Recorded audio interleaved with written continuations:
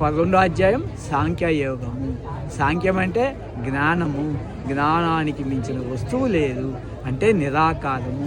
దేనికి ఆది లేదో దానికి అంతము లేదు, అది నిరాకారం. అసలైన భగవంతుడెవరు? నిరాకారం. కాబట్టి ఇప్పుడు నా భగవంతుడెవరు? నిరాకారం. 1,000,000 మంది కృష్ణుళ్ళు, రాముళ్ళు, బుద్ధుళ్ళు, 1,000,000 మంది త్రిమూర్తులు, పంచభూతాలు, 1,000,000 మంది సూర్యుడైనా కూడా కాలంలో పుట్టారు, కాలంలో కదులుతారు, కాలగర్భంలో నశించవచ్చు. ఉదాహరణ సినిమా తెరపై సినిమా బొమ్మలు కదులుతుంటాయి, తెరలేని చోట బొమ్మలు కదులుతాయా? కదలు. అట్లాగే పరమాత్మ లేని చోటులో ఈ ప్రపంచం కదలటానికి అవకాశమే లేదు.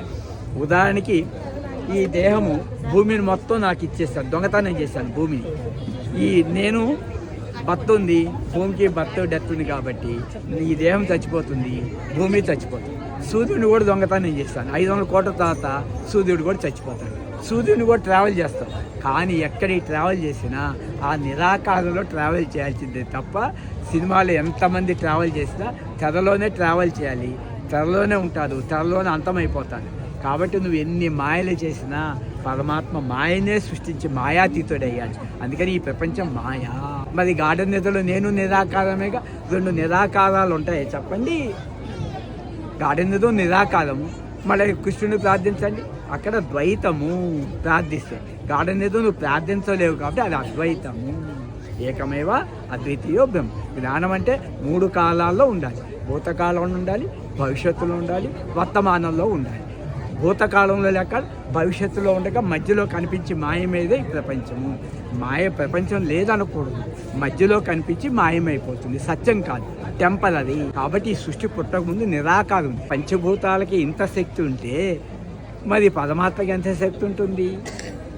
ఒక కంపెనీ యజమానే అన్ని లక్షల కోట్ల మందికి ఉద్యోగాలు ఇస్తే ఆయన ఎంత గొప్పవాడవుతాడు? శాసిస్తాడు. కానీ పంచభూతాలు శాసించేవాడు ఒక్క పరమాత్మే. అతనికి ఈ 4 కుక్కలు తన ఆజ్ఞలో పాలిస్తుంటాయి. అతన్ని తిరస్కరించే అధికారం పంచభూతాలకి లేదు. గార్డెన్ నిధిలో నువ్వు కూడా అట్లా ఉంటే పంచభూతాలు దాటే పరమాత్మ. ఇప్పుడు ఈ పంచభూతాలన్నీ నాకు అల్పమైపోయినాయి కాబట్టి గార్డెన్ నిధిలో నా జ్ఞానాన్ని కొట్టేశాను, జ్ఞానాన్ని తెలుసుకున్నాను కాబట్టి ఈ పంచభూతాల ప్రపంచం నాకు 0 వాల్యూ. భూమి అంతా 0, పెట్రోల్ అంతా 0, బంగారం అంతా 0. ఎందుకని? తక్కువ.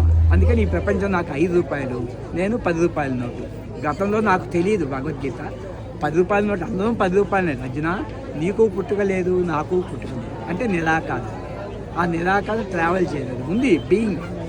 కాబట్టి అందరూ తెలుసుకోవాల్సిన ఒక్క నిమిషమే. శ్రద్ధవాన్ లభతే జ్ఞానం.